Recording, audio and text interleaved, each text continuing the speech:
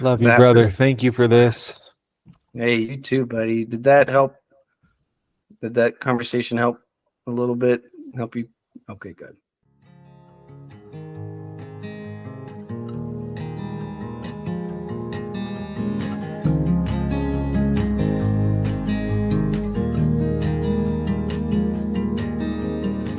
Hello, and welcome back to Bearded Bible Brothers. Glad to have you with us today. Today, we're going to jump right into a conversation Matt and I were in the middle of. So, here we go. You can pick sides all you want. You can demonize the other. You can moralize the other. But at the same time, you're going to have to come back to yourself and go, what is it that I agree with here? And I think that goes even more to being informed, which every time I think of informed, it takes me back to that opening scene in Newsroom with Jeff Daniels. Did you ever see that? Oh, man. Language aside, he nailed that. I mean, he truly nailed that. And so I think it's a sobering reality when we're able to look at ourselves and go, this is where I'm at. This is what I think. And this is my opinion based off of what I know. So, because a lot of people speak out of what they don't know, right? Yes, or what they think they know, which yes, that Denzel Washington quote that's been going around the internet, he said it a long time ago, but when what he did he said, say?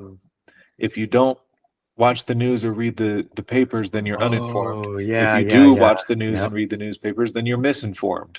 Yeah. And Yeah. honestly, thank Yep. God we live in a time where there are independent reporters and journalists now on Yeah. Twitter and Telegram and YouTube, that we don't have to just depend on what the big three or the big 12 or however many of them alphabet soup news agencies there are anymore, because none of them are reporting the truth. They're all reporting Mhm. party lines and opinions.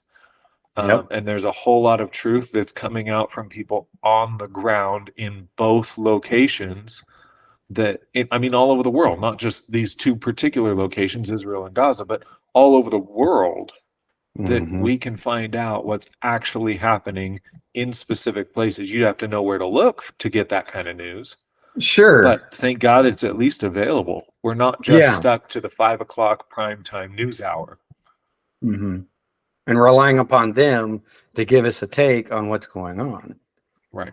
Right. You're actually, and you've even been watching some of those videos. I've watched a few of them, as I said, but you've seen some of these videos, and the few I've seen are enough to just rip your heart out. Yep. But what has been your overall reaction to this?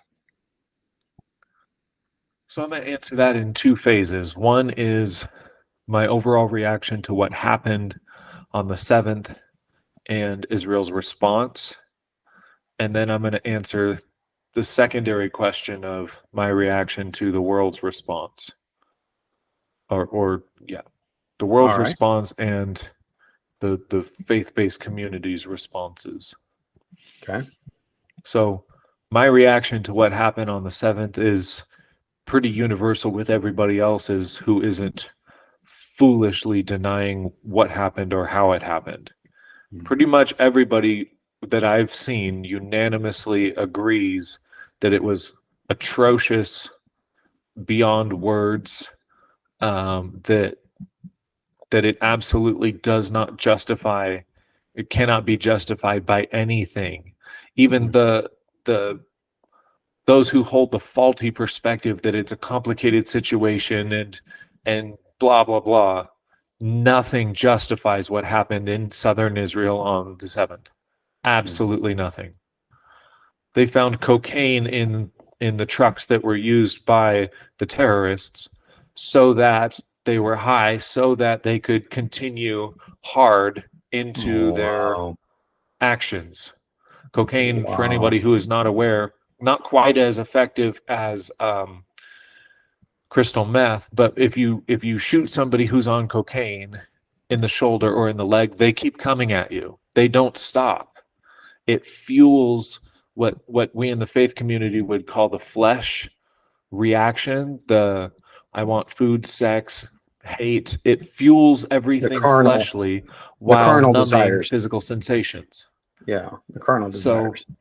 They found bags and bags of coke in Wow. the vehicles.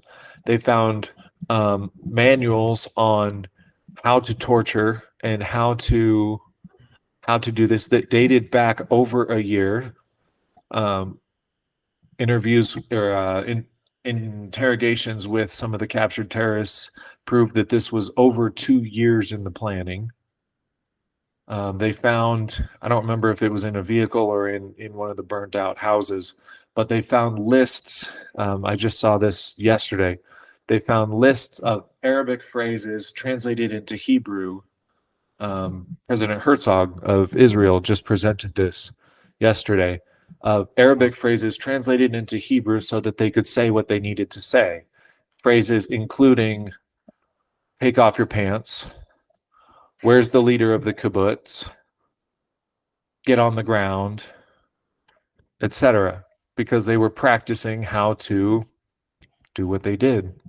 Nothing justifies what happened on October 7th.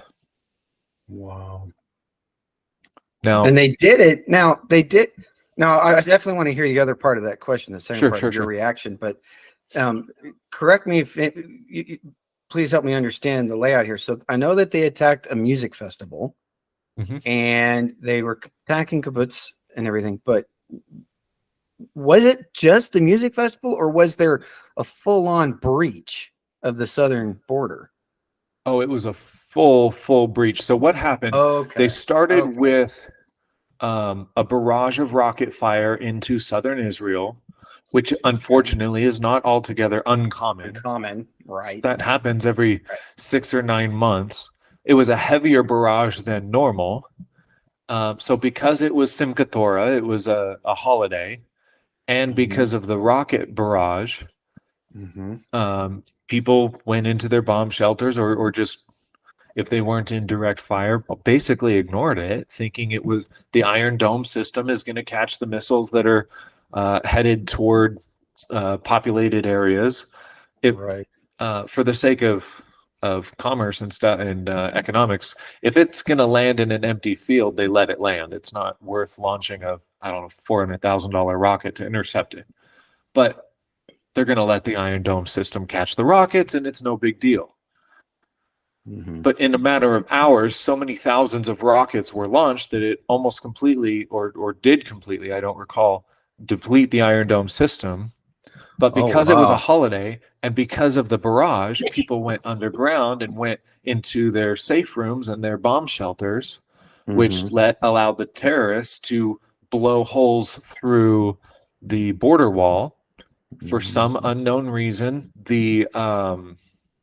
all the sensors on that wall, it's supposed to be a high-tech wall, all the sensors failed to go off to let them know that people were breaching the wall.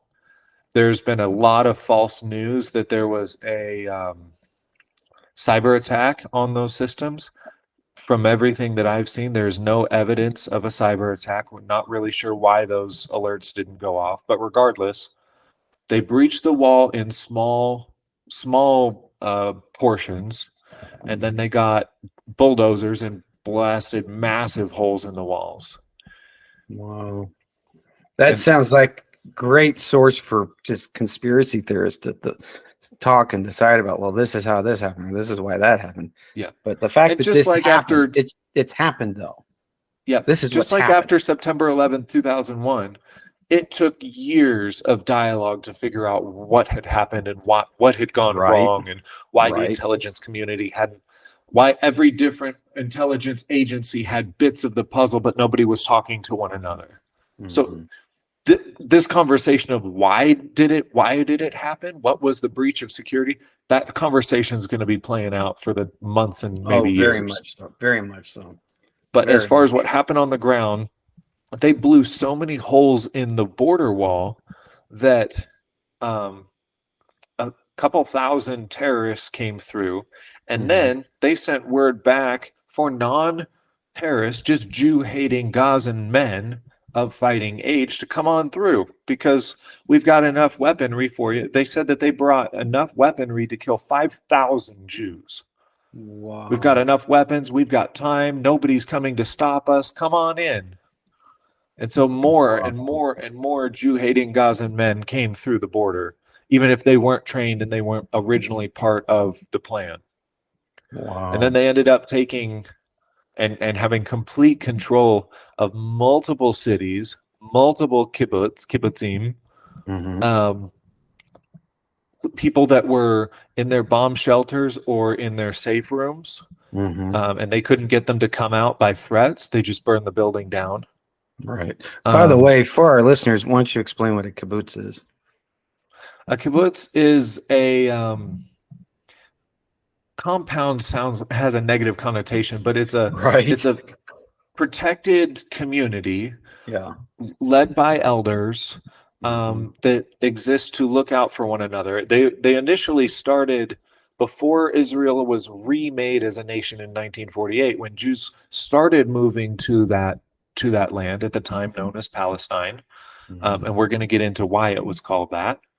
Um, but when they started moving there, they had to set up almost gated communities, but protected communities because Arab raiders would come in and attack them, and there were plenty of people that didn't want them in the land, so they had to have some form of defense. So throughout Israel, south and north, all over the nation, there are kibbutzim, which is Yeah. plural for kibbutz, Right. of I am. It's protected always communities. plural. Yep. Yeah, I've always called it a walled community, basically Sure. a defended community. Yeah. Yep. So. Yep.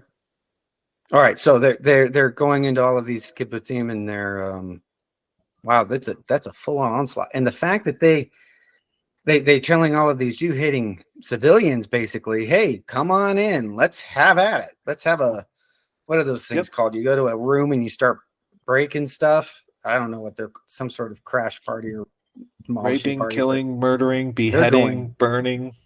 Yes. Yep. A lot more of the news has focused on what happened at that concert out in the desert. One of the captured terrorists said they knew that that concert was going to be taking place that day. That's why they specifically targeted it. Oh, okay. But you also don't see a whole bunch of the news taking place about what happened in the neighborhoods and in the kibbutzim because, well, there's lots of reasons why. So, and I know that there were, well, excuse me, I should say I've heard, I don't know this for a fact, but I've heard that there were American civilians at the film music festival, and that there are, of course, other Americans both in Gaza and in Israel that they're trying to get out. Is that correct? yes. Okay. All right. Because that's what I've heard, but I haven't been able to verify any of that. Because as I said, I think I said this in a previous podcast, if I'm going to verify something, I usually try to find 2, 3, maybe even 4 sources that are saying basically the same thing that can agree upon each other. And it was supposed to be our last night, the Middle East yesterday, because it's at the time we're recording this on the, what is today, the 16th? 16th. It's 8:40 p.m. Over there right now. So at 9 a.m. their time, the Rafah border crossing between southern Gaza and Egypt was supposed to be opened for Americans to get out of Gaza. I heard about that. I haven't checked the news. I haven't caught up on the news. I don't know if that actually took place or not. Okay. Because I heard that there are times where they say it'll be open and then it ends up not being open. Yes, because Hamas, the government / terrorist organization of Gaza, is putting roadblocks in the way for Americans and local population Gazans, so they can't move south. So here's the thing that that no one in the mainstream media wants to say out loud. What's that? Hamas likes when Gazans get killed. They don't care about their local population. The more civilians get killed, the more of a black eye Israel gets on the world stage. Now you're just talking about a warlord. Yeah, absolutely. To the point where not just this war, but countless times in the past, Israel is the most humane military machine on the planet. Before they blow up any building, They drop leaflets. They're Yeah. on the local radio stations. They're Yeah. texting and calling every phone number in Gaza that they have. Right. They drop an unexploded ordnance or they knock on the building, and basically it makes a horrible, horrible noise on the roof. And it's a warning to the people inside, get Residents, out. get We're out. going to drop a bomb on this building in 30-ish minutes. Right. Okay. But Yeah. the government of Iran, Hamas, which is the elected government of Gaza in 2006, Okay. and others all tell the residents, don't leave. They're just doing psychological warfare. They're not actually going to hit you. And then the ones who do try and leave, they actively set up roadblocks. Yesterday, there was a bomb on one of the two. So Israel said, we're going to create two roads, two corridors from northern Gaza to southern Gaza where civilians can get out because we are going to decimate northern Gaza. Get Wow. out. So they made two humanitarian corridors that were going to be safe. And Hamas bombed one of them to try and make it look like Israel had bombed it, to make Israel look bad. But if you look at the video of it, no projectile lands and blows up the road. The road just spontaneously blows up, meaning it was an IED or something like that. Already there. Right there. Wow. They're killing their own civilians to try and make Israel look bad. Wow. That's just what they do. They take all of the money from humanitarian aid efforts and they pocket it and they use it to buy weapons. There's actually video from, I think it was 2012, 2013, of them taking water pipes that had been shipped to Gaza for the sake of providing water to the citizens, chopping up the water pipes and turning them into rockets. This is just what they do. Wow. Oh, wow. Wow. Wow. So what is your reaction then to this? I mean, don't get me wrong, I'm already hearing your passion and I'm already hearing some of your thoughts on this, but if you were to say something quite direct as to what your reaction to this whole thing is, what would that be? From the actual war of Israel and Gaza right now, or the world's reaction to it? Either. Let's do both. So Israel is knocking it out of the park. They're doing a brilliant job.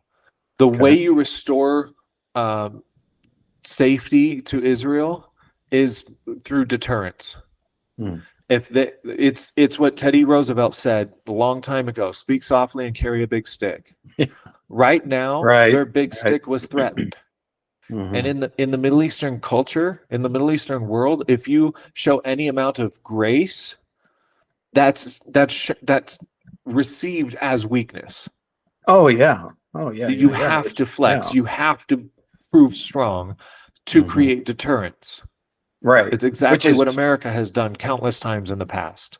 Right. So Israel has to hit Gaza and hit it hard. They have to shock and awe in order to end this as quickly with as few casualties as possible. Military casualties on both sides, civilian casualties on both sides. The way you minimize all casualties is you hit hard and you hit fast, and you deter Hezbollah and the IRGC that are in mobilizing troops in Syria. And that's a whole nother conversation. The northern war that's about to kick off or is gently, slowly ramping up and kicking off. Yeah. Israel was forced into a position that they have to do exactly what they're doing, and they're doing it brilliantly. Now, Israel a few days ago got a really bad press globally for having cut off electricity and water to Gaza. Oh. No one decided. No one in mainstream media asked the question of why they did that. Yeah. They did it to make life difficult for the civilians, to motivate them to leave. They did it so they didn't have to kill civilians. If I cut off your power and I cut off your water, you might be more inclined to leave your home. And yes, it's a bummer that you have to leave your home. I get that. But would you rather leave your home and walk to the south where there are family members who can host you, or would you rather die when the building collapses? And keep this in mind, every single place in Gaza, there's a city Yeah. above ground and there's an Okay. underground city. Mm, There's the yeah. one above that looks Right. like poverty, Mm-hmm. because it is, because the Gazans, none of the humanitarian aid that comes from the EU or the UN or anyone else ever actually makes it to the population, because it Yeah. all goes underground to the terrorists who are living high on the hog Yep. and couldn't care less about the Yeah. civilians. Again, I have not heard this with this war, but in previous conflicts, there have been verified reports of when Israel drops the leaflets and calls people and texts people and knocks on top of the buildings. Yeah. There have been verified reports that when the citizens of Gaza try to leave the building, Hamas terrorists shoot them because they want people in the building. They want people dead so that Israel gets a black eye on the international stage. This is making me think of two things. One, I heard a newscast, I can't remember who it was, talking about how the UN would call the loss of water, electricity, and everything a great humanitarian problem, and would be a black eye to Israel for what they've done. And then also, now I was not aware until it was a while after I saw it, but years ago, there was a documentary came out, but I was not aware that there was a lot of conflict over this documentary called Expelled, No Intelligence Allowed by Ben Stein. Did you ever see it? Okay. I actually saw it in theaters. It was a 1 day sort of premiere sort of thing. It was in theaters for. And I went and saw it and I thought, you know what, there's some really interesting factors involved here. Now Ben Stein was specifically looking at the educational system here in the United States. Okay. And how specifically, especially college level, you weren't allowed to talk about intelligent design. If you were, you could lose tenure and you could end up losing your job and being made to look like a freak among the academic community. Right. But there was something about the documentary that really got me thinking. And that was, he started seeing this in light of Germany, specifically Berlin, and how that wall divided things and how things happened on the west side and how things happened on the east side. And there was a lot of, I don't know if he did it on purpose, but there was definitely a lot of psychology surrounding what that wall did and how it caused people to respond. Because when you look at something, this is just even a basic feature of storytelling, but when you have characters and you're trying to decide what kind of character they have, what kind of personality they have, you have them face something and you just figure out what the response is going to be, right? But yet when you're looking at this, you can see the same dynamic. You see the same psychology at work. And it's really quite fascinating to see it at work. And so with that said, what would you say would need to be the next step for resolving this issue between Israel and Hamas in this current conflict? Now, I know there's been many conflicts over the years. There's been many problems over the years, but for this specific conflict, how do you think it should be or could be or end up being resolved in any case? What needs to happen is Hamas needs to be completely eradicated.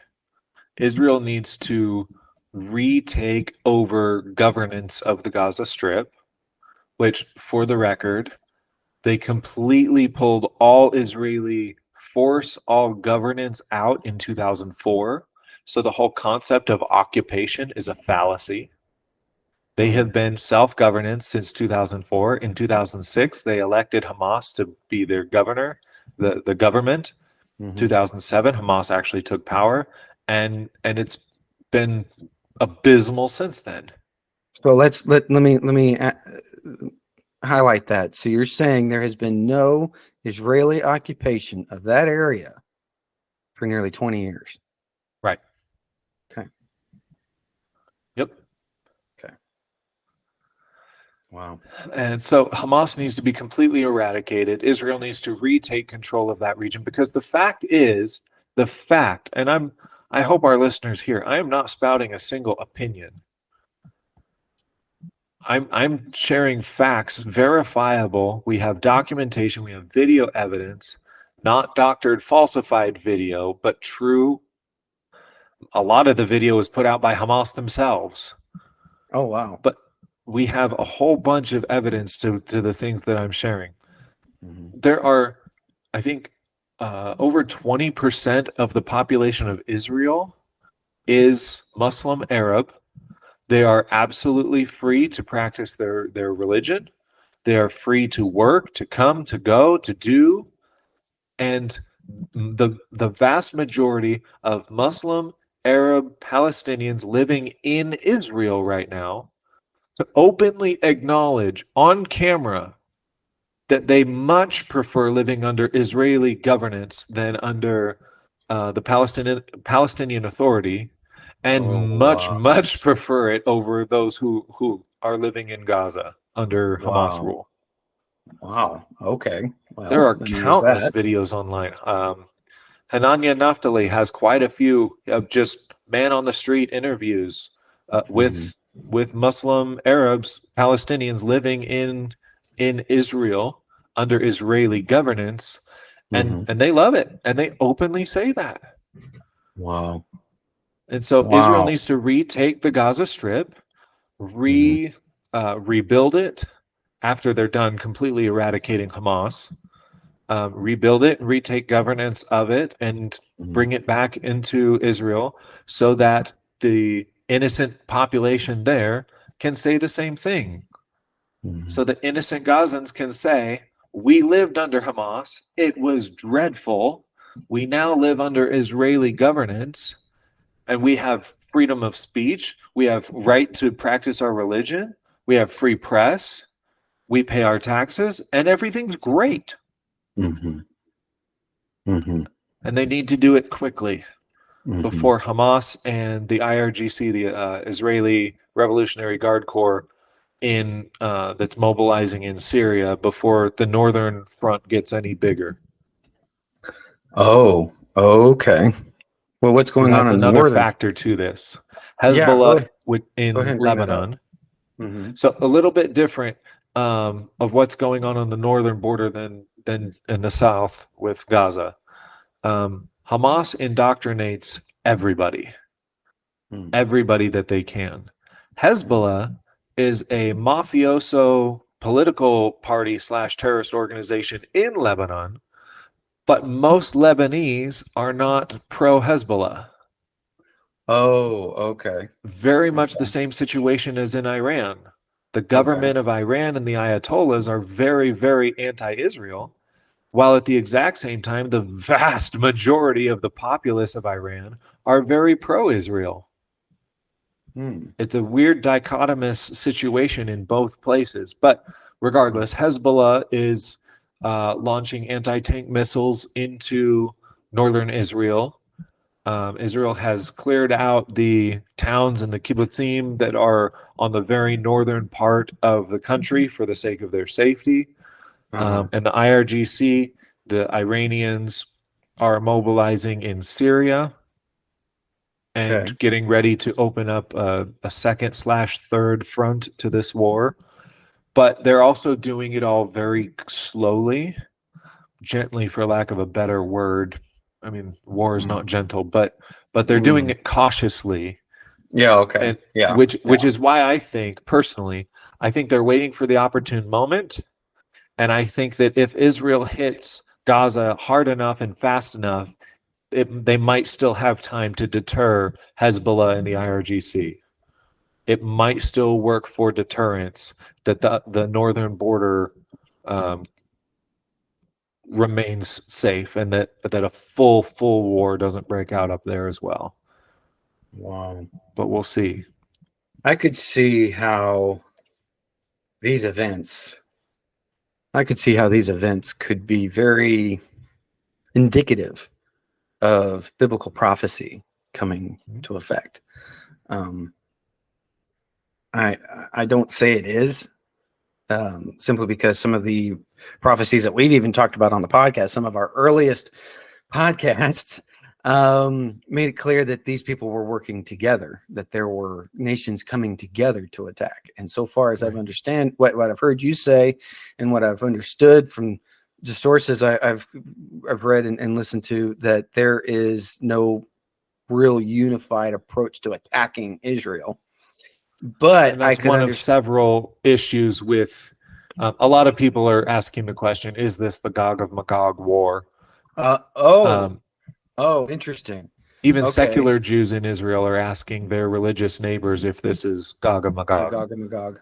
I don't think it, if I may say from my own personal opinion, that I don't think it is, based on what scripture actually says about the Gog and Magog war. And so I don't think it can be applied to that. I had thought I heard something along those lines, that question was being asked. I couldn't pin it down yet. So, okay, you've confirmed it for me. So that is being asked, at least, and being discussed to some degree. Right. In one of his response speeches to what happened on the 7th, I think Bibi Netanyahu himself quoted a passage in Ezekiel 38:39. And then one of the other government officials, I don't remember who it was, quoted from Joel chapter 3. They were not saying that that is what's happening right now. They were borrowing the language to say how devastating their response is going to be. But there's several very key things that tell us clearly this is not Gog of Magog. First of all, Damascus is still standing, which is a prerequisite. Damascus has to be demolished before that takes place. This is not, it didn't come from the north. This is not the king of the north came down. This is Hamas came up from the south. Plenty of people are trying to make the argument that all of their funding and stuff came from the north, and their training came from the north. Okay, you can make that argument. Israel is not living in peace and secure without walls. I know that many pre-trib rapture evangelicals make that argument that Israel is safe. I think that's completely erroneous. The definition of a kibbutz is a walled, protected community. Hamas had to literally blow through a wall to do what they did on the 7th. That's and not to mention what we've talked about in one of our very first episodes. The only places where Gog of Magog are mentioned in the scriptures, it's mentioned in Genesis and Second Chronicles in genealogies, but the only places where it's talked about with any length are Ezekiel 38 and 39 and Revelation chapter 20, which clearly happens after most of Revelation takes place. So I personally, I've been spending a lot of time on this question over the last week. Why is everybody so fixated on this being Gog of Magog? And I think the reason is because everybody wants the hope. If this were Gog of Magog, then that means God shows up and shows off on behalf of Israel, and it's all going to be okay. I'm sorry, but that's simply not the case. That doesn't mean God won't show up and show off. That doesn't mean Israel won't be successful.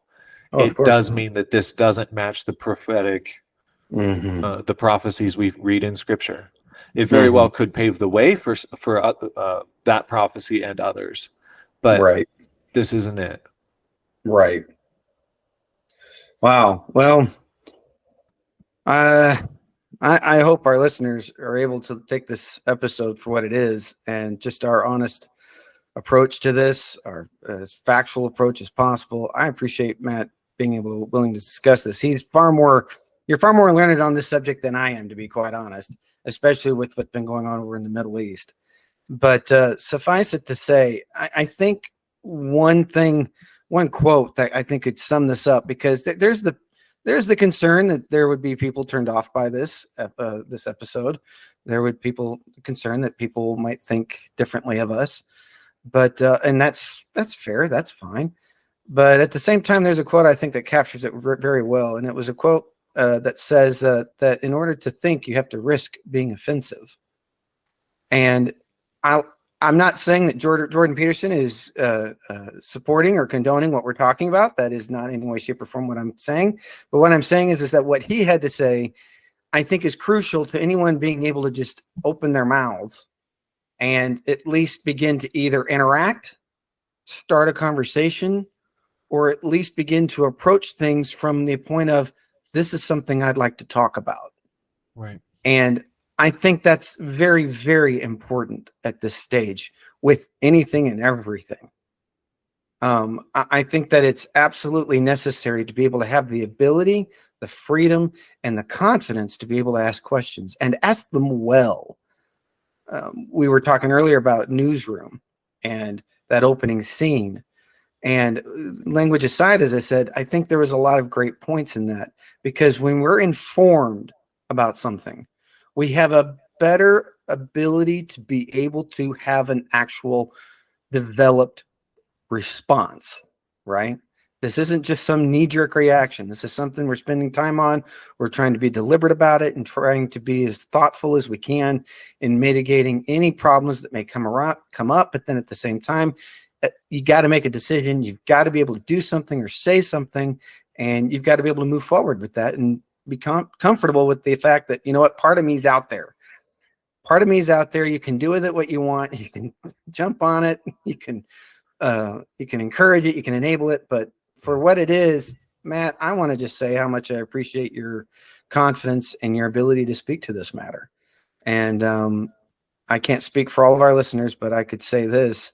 Your passion is evident in your resolve to see Israel become who they are. And that's one of the things I value in our relationship. You are passionately resolved in matters that are important to you. So absolutely.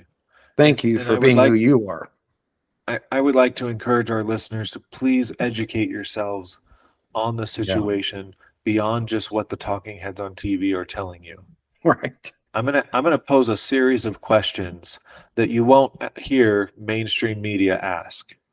And I want you to do your own investigation and find out the reasons for this, okay?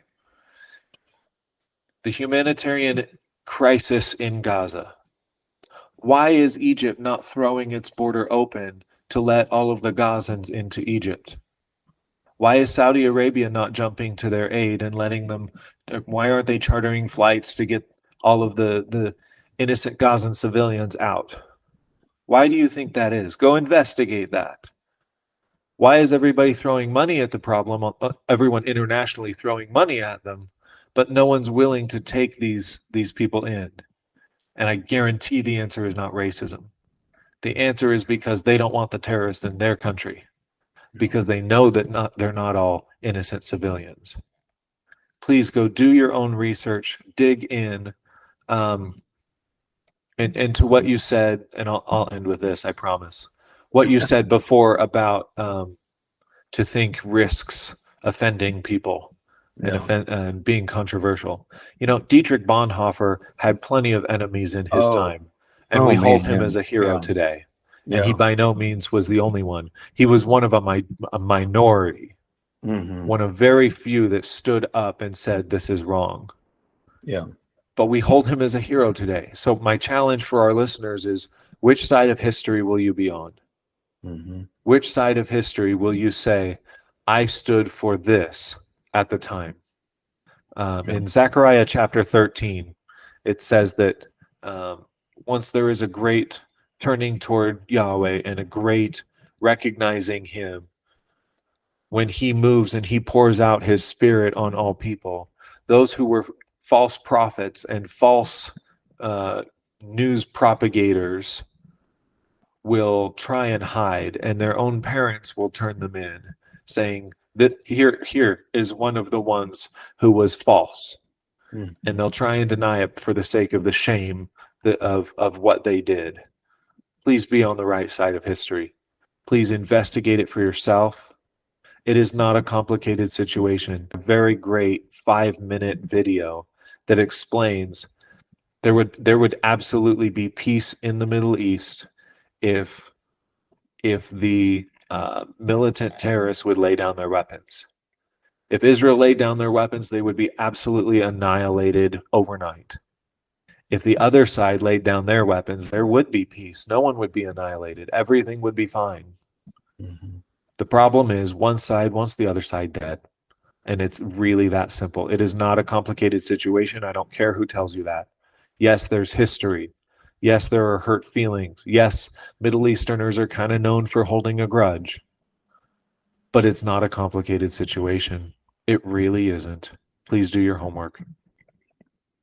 Well, with that said, we thank you for listening to today's podcast. We are the Bearded Bible Brothers, and we look forward to hearing what your thoughts are on this. You can disagree, agree, whatever the case may be, but we look forward to having a conversation with anyone and everyone about this. So that is beardedbiblebrothers@gmail.com, and we'll see you next time.